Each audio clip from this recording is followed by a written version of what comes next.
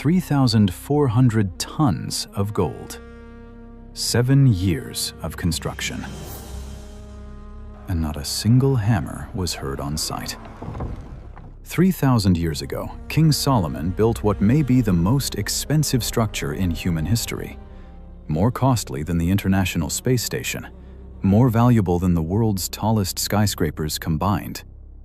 A building so drenched in gold that sunlight reflecting off its walls could blind you from a mile away.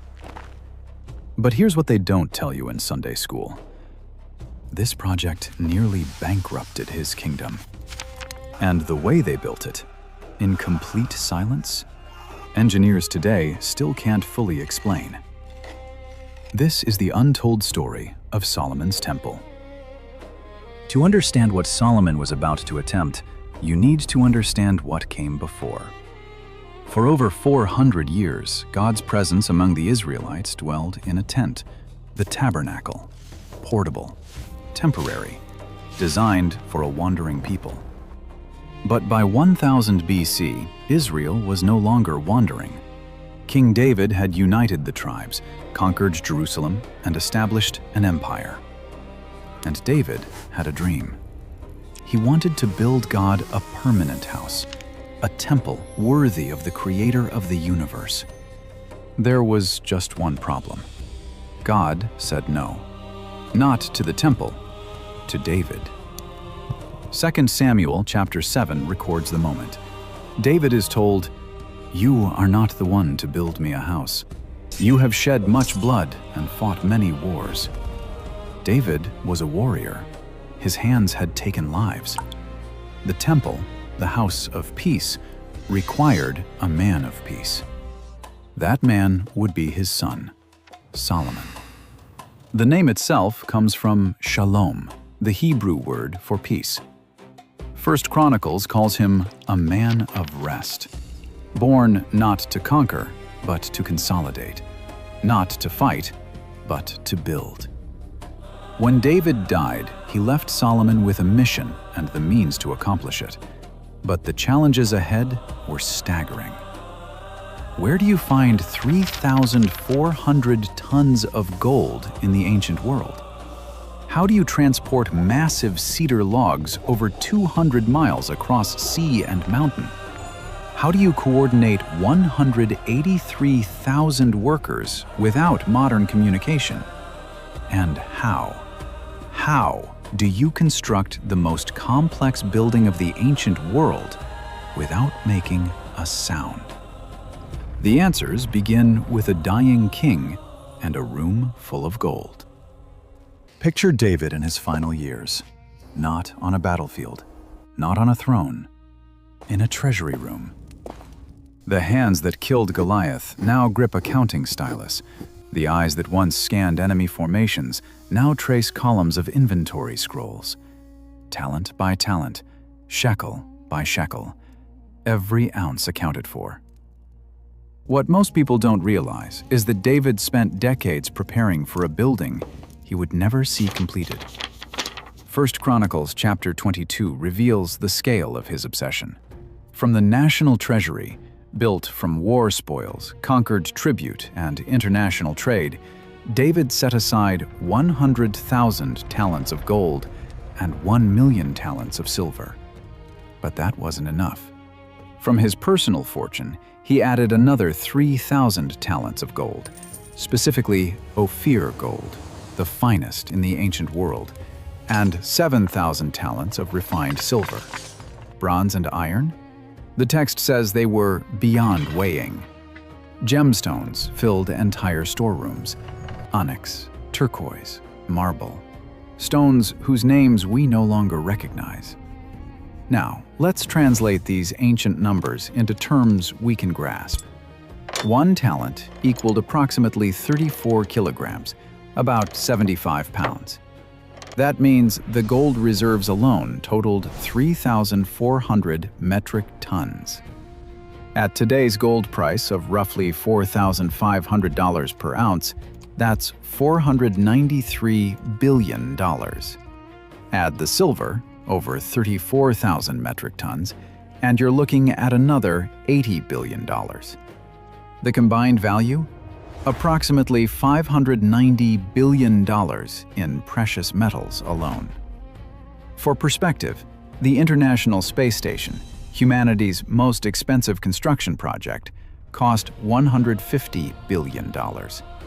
The Abraj al-Bait clock tower in Mecca, the world's most expensive building, cost $16 billion.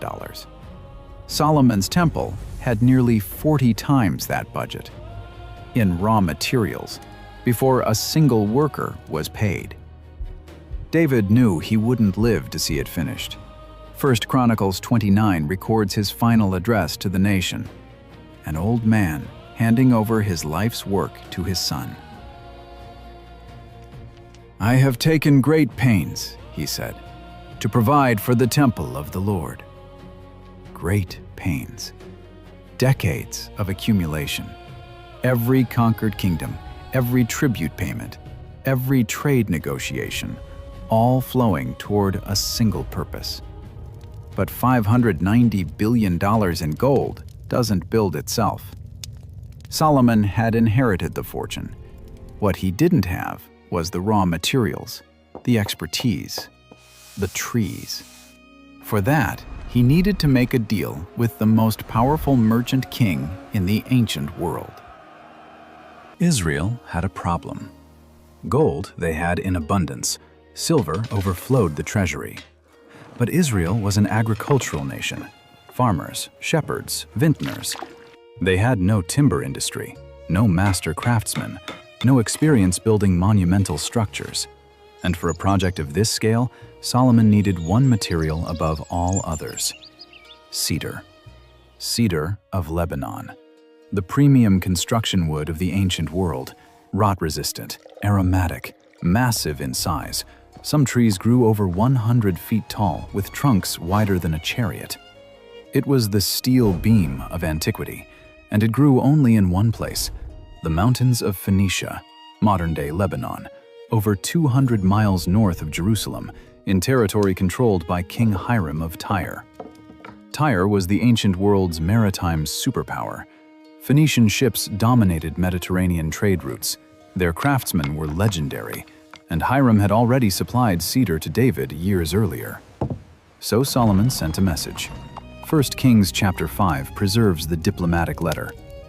"You know my father David could not build a temple," Solomon wrote, "because of the wars waged against him from all sides. But now the Lord my God has given me rest. I intend to build." Hiram agreed. But this wasn't charity. This was business. The deal: Israel would provide annual payments of 20,000 cores of wheat, roughly 4,400 tons of grain, plus 20,000 baths of pressed olive oil, around 440,000 liters, every year for 20 years. In exchange, Tyre would supply unlimited cedar and cypress timber, gold supplements, and, most importantly, skilled craftsmen led by a master artisan named Huram Abi, a man of mixed heritage, Israelite mother and Tyrian father, skilled in bronze, gold, silver, iron, stone, wood, and fabric. But getting the materials was only half the challenge. Moving them was the real engineering feat. Feel the salt spray as you stand at Joppa Harbor. Massive cedar rafts, some logs weighing several tons, drift in from the north, floated down the Mediterranean coast. Now turn inland. See those hills shimmering in the heat? Jerusalem sits up there, 800 meters higher, 60 kilometers of rocky, climbing terrain, and every single log had to make that journey. No trucks, no trains, no cranes, just rope, sledges, and human muscle. Solomon had the gold, he had the wood, he had the craftsmen. But who would actually do the building? The answer involved 183,000 people. Let that number settle. 183,000. In a nation of perhaps 1 to 2 million total inhabitants, Solomon conscripted nearly 10% of the entire population for this single project. In modern American terms, that would be like mobilizing 33 million people to build one structure. 1 Kings chapter 5 provides the organizational chart, and it reveals something uncomfortable. The workforce was divided into rigid tiers, and not everyone was treated equally. At the top, 30,000 Israelites assigned to logging operations in Lebanon. These men worked in rotating shifts, 10,000 at a time.